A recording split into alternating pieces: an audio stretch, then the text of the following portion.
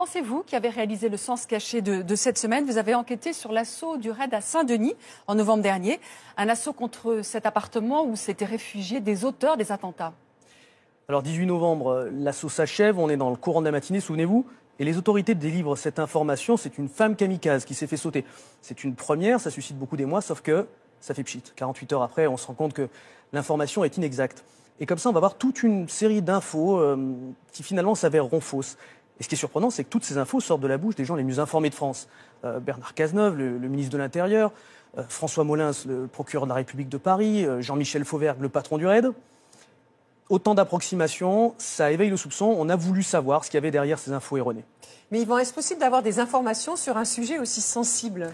Alors si vous appelez le ministère de l'Intérieur, non. Pour le RAID, pareil, chou blanc. En revanche, vous imaginez des attentats d'une telle ampleur, forcément, ça mobilise énormément de policiers venus de plein de services, d'horizons différents, et ça aboutit à la rédaction de beaucoup de rapports. Ces rapports, une source m'a permis d'y accéder.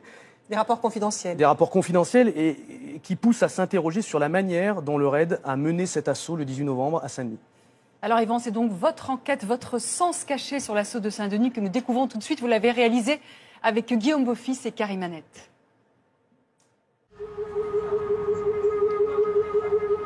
Saint-Denis, à quelques centaines de mètres du Stade de France, cet immeuble, sous une bâche blanche. Au croisement de la rue du Corbillon et de la rue de la République, dans cet appartement du 3e étage, le 18 novembre dernier, en pleine nuit, les membres du RAID ont lancé l'assaut pour neutraliser 2 des auteurs des attaques du Bataclan. Cette nuit-là, les policiers se retrouvent une nouvelle fois face à des terroristes prêts à mourir.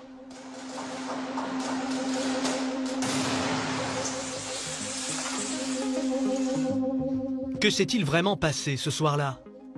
Très vite, des informations contradictoires vont circuler. Les terroristes avaient-ils des kalachnikovs? La porte de l'appartement était-elle blindée comme l'ont révélé les autorités?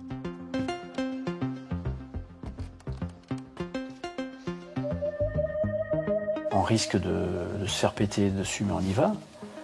Et après, vous avez une polémique qui surgit. Ça fait mal, quoi. Ces critiques-là font mal à mes gars. Et à un certain moment, c'est invivable. Ces polémiques difficiles à supporter pour les membres du RAID sont-elles fondées? Nous avons pu accéder à des rapports d'enquête confidentiels.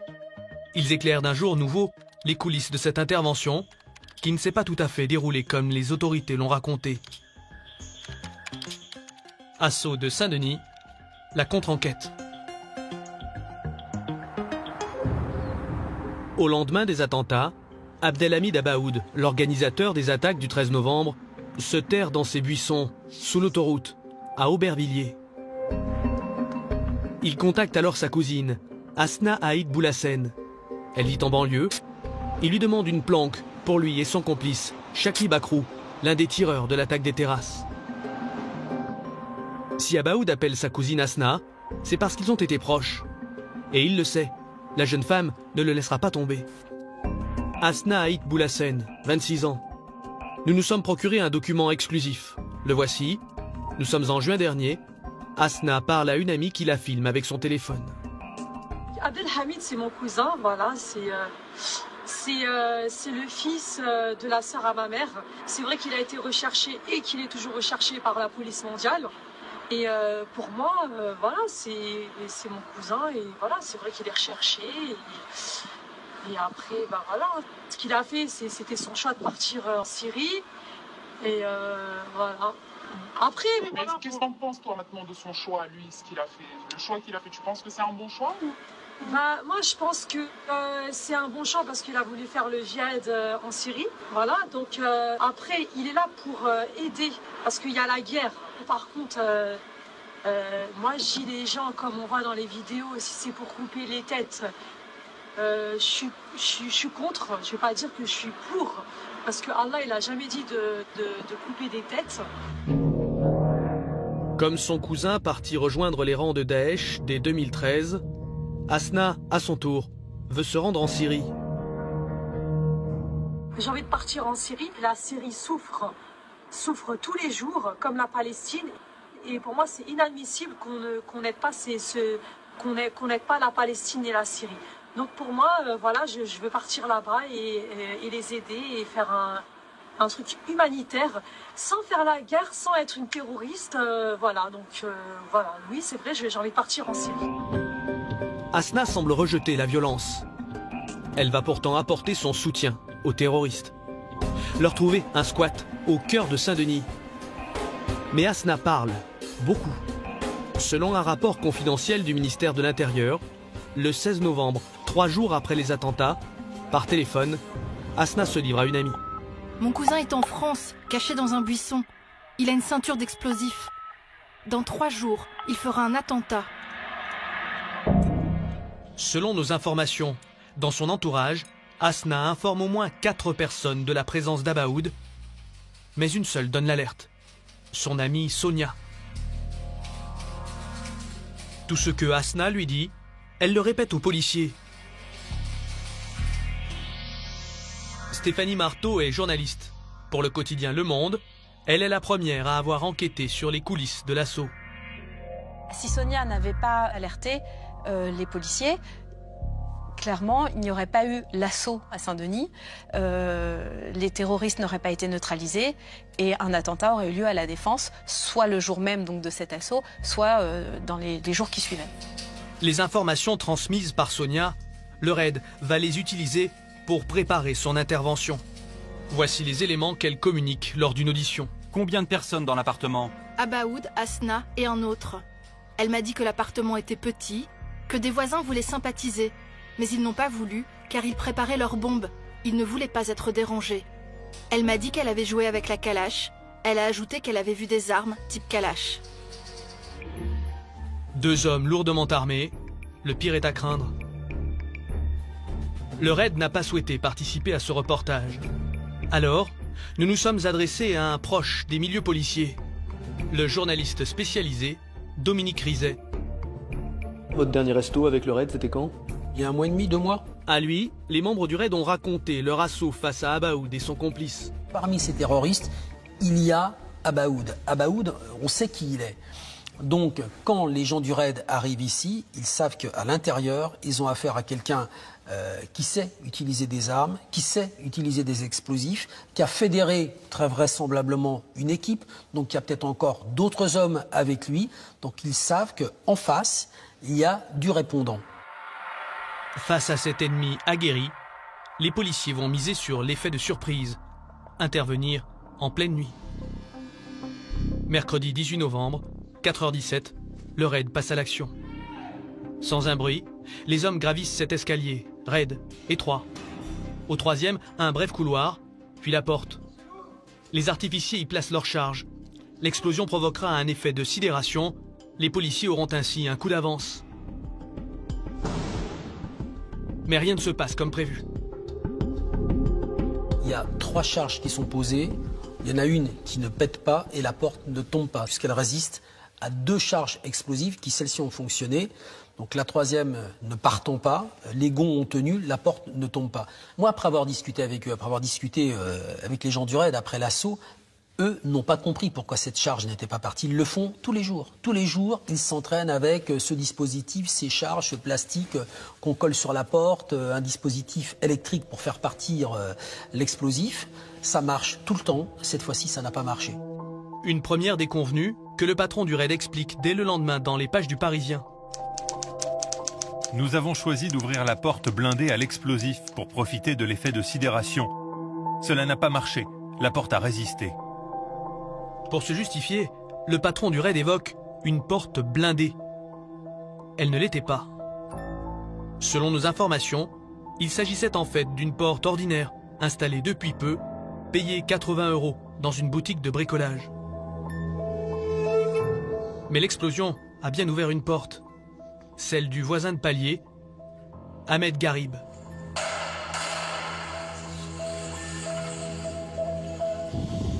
À 62 ans, cet Égyptien en situation irrégulière était installé rue du Corbillon depuis 1 an. J'ai participé à la guerre des 6 jours. Je n'y ai pas vécu 1% de ce qui s'est passé là. Le bruit de l'explosion m'a fait sauter de mon lit, parce que j'ai pensé que le bâtiment allait s'effondrer. Je suis sorti en short et en t-shirt. Là, j'ai été horrifié. J'ai vu toutes ces armes pointées sur moi. J'ai voulu quitter l'immeuble. Ils m'ont ordonné de rentrer chez moi. Avant l'assaut, le raid a évacué une partie des habitants. Pas tous, pas Ahmed. Il va alors se retrouver au cœur d'un déluge de feu qui lui coûtera cher. Il est un peu plus de 4 heures rue du Corbillon. La porte a résisté. À présent, les terroristes ripostent. Une réplique d'une rare intensité. Le feu a été d'une densité extrême. Du moins, il y a eu des rafales incessantes, on était en situation de guerre, des rafales. C'est le message que vont marteler de concert. Ils avaient 2 à 3 Kalachnikov minimum. Les numéros 1 et 2 du raid, ainsi que le ministre de l'Intérieur et le procureur de la République. Les policiers, essuyant le feu pendant de nombreuses heures, dans des conditions qu'ils n'avaient jusqu'à présent jamais rencontrées. Des tirs très nourris et quasi interrompus s'en sont suivis pendant près d'1 heure. Je peux vous dire qu'on a, du côté police, on a tiré quasiment plus de 5000 munitions. Des heures de fusillade, des kalachnikovs. Voilà pour la version officielle. Et si la réalité était tout autre? Les policiers n'ont pas tiré 5000 balles, mais 3 fois moins. Quand la porte de l'appartement refuse de s'ouvrir, les policiers reculent, se positionnent dans la cage d'escalier. C'est d'ici qu'ils vont tirer. Ma porte ne fermait plus. Je me suis réfugié dans un coin. Les policiers tiraient non-stop. Ils s'étaient placés dans l'escalier en face de ma porte, 5 marches plus bas. Selon un rapport confidentiel daté du lendemain de l'assaut, voici l'inventaire précis des munitions utilisées par les policiers. Un total de 1565 douilles recensées, du 5,56 pour l'essentiel, le calibre des fusils mitrailleurs du raid. Olivier Sladki, charpentier, 50 ans. Après l'assaut, il est aussitôt réquisitionné pour venir étayer l'immeuble qui menace de s'effondrer. Il est l'un des premiers à y pénétrer. Quand je suis rentré dans cet appartement, on avait affaire à une scène de guerre. Tellement il y avait d'impact de balles à tous les niveaux, dans le sol, dans le plafond, dans les murs. L'escalier était jonché de douilles sur toutes les marches. Donc il fallait faire attention du reste, de ne pas marcher dessus pour ne pas tomber. Et puis par contre, dans les pièces du fond, non, c'était beaucoup plus restreint. Il y avait peut-être quelques impacts. Les pièces du fond, celles où se réfugient les 2 terroristes et Asna. C'est d'ici qu'ils auraient tiré de longues rafales de Kalachnikov. C'est ce que l'on apprend dans la version officielle. Quand Shakib Akrou actionne sa ceinture, le 3e étage s'effondre sur le second. De la pièce, ne reste alors que ses gravats. Depuis, ils sont entreposés ici, en banlieue parisienne, dans cette benne rouge placée sous scellé. Les policiers y ont-ils retrouvé les 2 ou 3 kalachnikovs évoqués par le patron du raid et par Sonia, son informatrice? Réponse, dans un rapport du brigadier M, daté du 21 novembre, après plusieurs tamisages des débris. Nos opérations terminées, disons qu'aucune munition ni arme de type Kalachnikov n'ont été retrouvées au cours de nos investigations. Là, on se dit, c'est pas possible, il nous manque les Kalachnikov. Les déclarations publiques ne coïncident pas du tout avec les constatations qui vont être opérées quelques heures après l'assaut par les policiers. C'est la SDAT, la sous-direction antiterroriste de la direction centrale de la PJ, qui va fouiller cette benne 1 fois, 2 fois, 3 fois. Et dans cette benne, on découvre un pistolet automatique. Un semi-automatique Browning, sur lequel se trouvent les empreintes d'Abdelhamid Abaoud. C'est une vieille arme qui tire du 9 mm. Et on découvre que cette arme, elle a tiré une quinzaine de cartouches. Une quinzaine de cartouches, c'est un chargeur plein. 15 coups tirés, pas de Kalachnikov. À la place, ce type de pistolet. Le pistolet Browning, en voici un, c'est un modèle GP35. Jean-Claude Schlinger est expert balistique auprès des tribunaux. Il est déjà intervenu dans plus de 1500 affaires criminelles. Cette arme a été fabriquée en Belgique à partir de 1935. Elle était réglementaire dans l'armée belge d'abord et dans d'autres armées du monde. Ce que tire cette arme, est-ce que ça peut être confondu avec une Kalachnikov? Pas du tout. Ne serait-ce que au niveau des bruits de détonation, un tir de Kalachnikov est tout à fait caractéristique et n'a rien à voir avec le bruit provoqué par un pistolet Browning. Si on est un policier, à plus fort titre patron du raid, on peut se tromper? Non, je pense pas. Pas de Kalachnikov, mais un vieux revolver. Pas de longue rafale, mais une quinzaine de balles. Les autorités ont-elles réécrit l'histoire de l'assaut? Pourquoi ont-elles voulu cacher une certaine confusion durant l'opération? Une nouvelle note confidentielle sème le trouble. Cette fois, elle est signée du brigadier V et s'intitule « Constatation sur les équipements balistiques du raid ». Dans ce document, la description minutieuse de l'état des boucliers après l'assaut. Des boucliers Ramsès comme celui-ci, tous deux criblés d'impact. Sur cette modélisation, nous avons reporté chacune des traces de balles relevées dans le rapport. Sur le premier bouclier, 9 impacts. Sur le second, 12.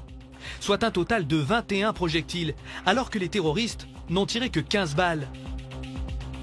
Mais plus troublant encore, sur l'intérieur des boucliers, là, on relève plus d'une quarantaine d'impacts. Pour qu'il y ait des impacts effectivement sur la partie interne des boucliers, ça veut dire que les tirs proviennent probablement des forces de police. C'est particulièrement étonnant, évidemment, puisque ce que ça signifie, c'est que ils ont été victimes de ce qu'on appelle des tirs fratricides, c'est-à-dire qu'ils ont essuyé les tirs de leurs propres collègues qui étaient placés soit en arrière, soit en dessous, dans les parties communes de l'immeuble. On ne sait pas très précisément ce qui s'est passé. Est-ce qu'il y a eu un mouvement de panique chez ces policiers d'élite qui sont pourtant entraînés à gérer le stress? Est-ce qu'il y avait un mauvais positionnement, donc voilà, un problème de direction de ces hommes? Aujourd'hui, c'est des questions auxquelles on n'a pas de réponse. Parmi les membres du raid, 5 blessés. Selon nos informations, ce ne sont pas les balles des terroristes qui les auraient touchés. Bavure? Non, selon Dominique Rizet, auquel les membres du raid ont expliqué ce volet de l'assaut. Le bouclier il est positionné sur le palier, dans l'attente de l'entrée de la colonne du raid qui sera derrière le bouclier.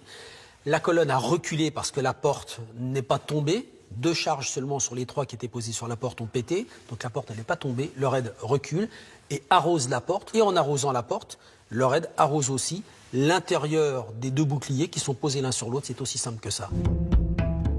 Ces tirs à outrance vont faire une victime parmi les membres du raid. Diesel, Malinois mort pour la France, comme l'explique le patron du raid au Figaro quelques heures après l'intervention. Après un long moment sans tir, on décide d'envoyer un chien pour qu'il fasse une reconnaissance des lieux. Malheureusement, Diesel, un chien d'attaque, est tué à la Brennec. Le chien qu'envoient les hommes du raid sur les terroristes, le patron du raid dira qu'il est tué à la Brennec. C'est quoi? Alors la Brennec, c'est une cartouche utilisée dans les fusils de chasse, donc les armes à canon lisse. Voici une cartouche à balle Brennec. C'est une balle qui pèse 30 grammes. Ça peut être tiré par n'importe quel fusil de chasse, mais notamment par des fusils à pompe, qui sont des armes utilisées beaucoup dans le cadre des affaires criminelles. On n'a pas retrouvé ça du côté des terroristes. Est-ce que le raid dispose de ce type d'armes? Alors le raid dispose effectivement de fusils à pompe, comme toutes les forces de police et de gendarmerie. Si le chien a été tué par une Brennec, c'est que c'est sorti d'un fusil comme ça? Si effectivement il n'y a pas d'armes de ce type qui ont été retrouvées à l'emplacement où se trouvaient les terroristes, c'est que quelqu'un d'autre a tiré. Si quelqu'un d'autre a tiré, ça ne peut être qu'un policier, évidemment. Les policiers ont-ils tiré aveuglément? Vraisemblablement. Mais avaient-ils le choix? En face d'eux, ce jour-là, les ennemis ne sont pas des adversaires comme les autres, ce sont des kamikazes. Les membres du raid optent alors pour une mitraille continue, des tirs de saturation. Le tir de saturation, c'est pour empêcher la personne de se déplacer et d'approcher jusqu'à vous.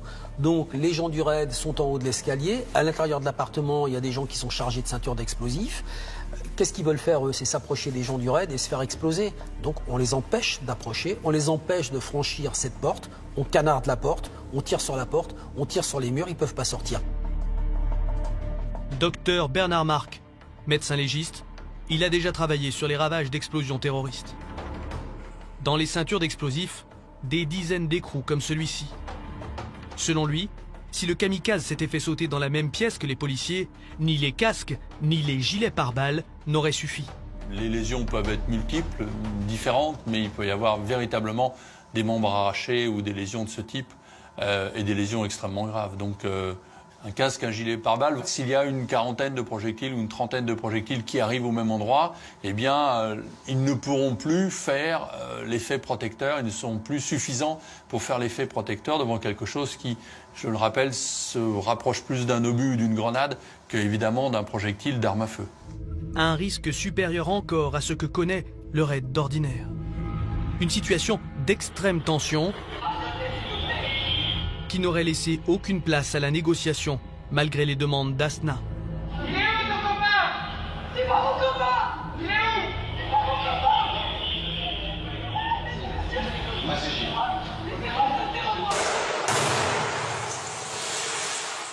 5h30, Shakib Akrou actionne sa ceinture d'explosifs. Lui meurt aussitôt, son corps est démembré, sa tête atterrit sur le trottoir. Mais nouvelle zone d'ombre. Abdelhamid Abaoud et Asna Aïd Boulassen ont-ils survécu à l'explosion? Nous avons pu consulter les rapports d'autopsie. Pour Abaoud, selon nos informations, destruction faciale, plus de mandibule, délabrement céphalique, perte de substance cérébrale, des plaies de 40 cm sur le torse et une quarantaine d'écrous, comme ça, dans les entrailles notamment. Il y a une telle multiplication de lésions que la survie est quasi impossible. Quelques secondes, mais si les lésions cérébrales existent également, la mort est immédiate. Pour Asna Aïd Boulassen, syndrome mécanique par compression thoracique. Soyons clairs sur les lésions présentées, le terroriste numéro 1 a une mort immédiate, il est dilacéré, le terroriste numéro 2 a une mort immédiate avec des lésions notamment encéphaliques et thoraciques et cardiothoraciques. Le troisième a une phase agonique qui est une phase courte. C'est des décès qui sont soit immédiats, soit en termes de minutes, en tout cas absolument pas des décès plusieurs heures après. Impossible donc que les terroristes aient encore pu combattre après l'explosion. Pourtant, de nouvelles fusillades vont éclater.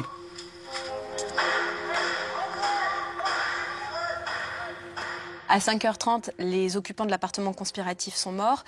Pourtant, une heure après, à 6h53, les policiers tirent à nouveau plusieurs salves. Et à 7h30, une nouvelle fusillade retentit également. Et là, effectivement, c'est très troublant puisque on peut imaginer que donc, les occupants de l'appartement sont décédés depuis 2 heures. Et on se demande vraiment sur qui ils tirent. Le problème de ces zones d'ombre, c'est qu'à force de s'additionner, elles deviennent assez inquiétantes. On a le sentiment d'un flou, d'une mauvaise maîtrise et d'une grande confusion jusque dans ce corps d'élite de la police. Selon Ahmed, le voisin de palier, aujourd'hui hébergé dans un foyer d'accueil médicalisé, il était 10 heures quand la balle des policiers lui a pulvérisé le coude.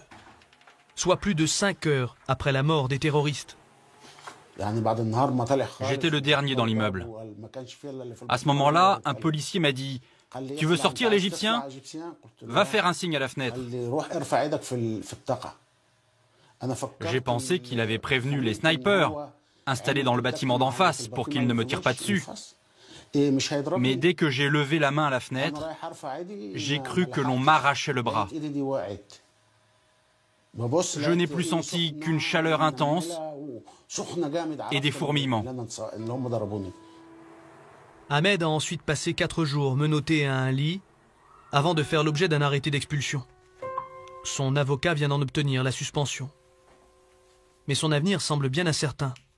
À 62 ans, lui qui travaillait au noir n'a plus de ressources. Je ne crois pas que je retrouverai l'usage de mon bras. C'est impossible que ça revienne. Vous croyez que je pourrais porter à nouveau des sacs de 50 kilos comme je faisais? Ou même 20 kilos? Avec ce coude explosé et ce bras qui reste déformé? Allons, regardez.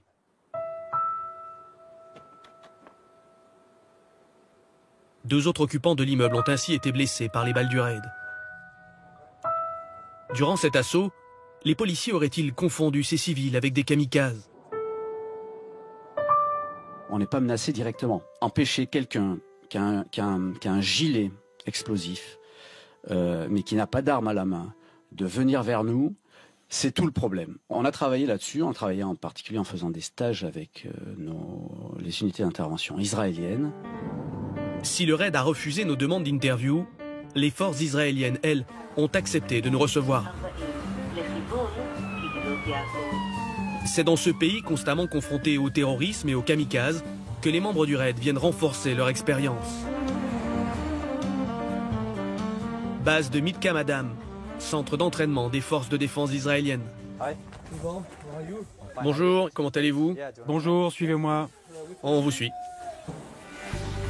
Pas de visage, pas de nom, mais un savoir-faire. Voici l'unité Yahalom, le groupe d'assaut antiterroriste. Exercice du jour à balles réelles, investir un bâtiment occupé par des terroristes et des civils, comme à Sanni. Dans le doute, vous autorisez vos troupes à tirer préventivement sur un civil? Non, on ne fait pas ça. Les civils, c'est notre priorité absolue. On est là pour les sauver, pour les protéger. Si on tire sur un civil, c'est qu'on a échoué dans notre mission. Et même s'ils sont suspects, on les tient alors à distance, à plusieurs mètres. Et selon les Israéliens, pour neutraliser des kamikazes lors d'une intervention comme celle de Sanni, rien ne vaut la précision de tireurs d'élite. Voilà, retiens ton souffle autant que tu le peux, sans effort.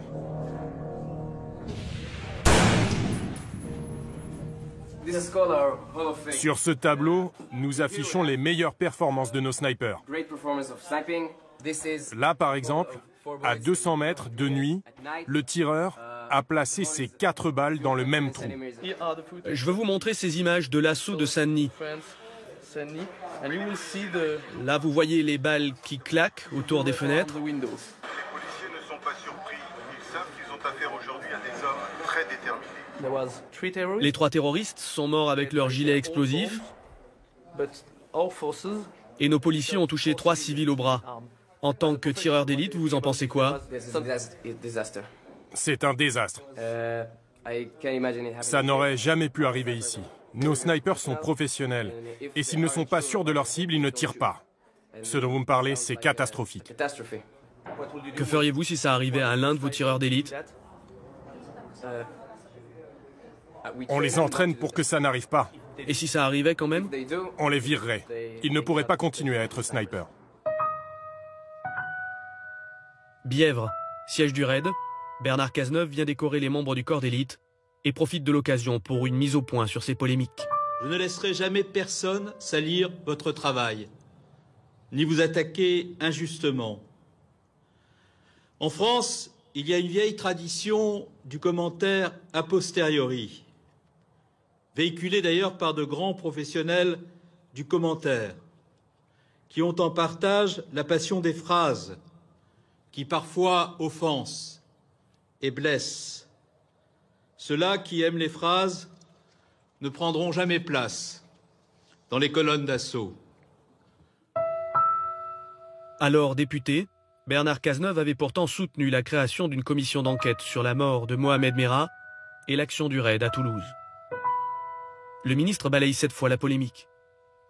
Mais si la volonté politique de rapidement communiquer sur l'assaut avait nourri la controverse. Le vrai problème, en réalité, de cet assaut, c'est une mauvaise communication. C'est-à-dire que si le ministre de l'Intérieur, Bernard Cazeneuve, le patron du RAID, Jean-Michel Fauvergue, notamment, ne s'étaient pas précipités l'un puis l'autre sur les plateaux pour expliquer qu'ils avaient essuyé un feu nourri, que on leur tirait dessus à la Kalachnikov, que une femme kamikaze s'était faite exploser. Enfin bref, beaucoup de choses qui se sont avérées fausses par la suite. Si ces gens n'avaient pas communiqué trop vite, finalement, il n'y aurait pas eu plus de polémique que ça sur les conditions de l'assaut de Saint-Denis. Le problème, c'est qu'on a essayé de nous vendre un récit dès les premières heures, un récit qui était extrêmement valorisant pour les hommes du raid, un récit qui montrait une police française aguerrie, puissante. Or, ce jour-là, elle a aussi montré certaines failles.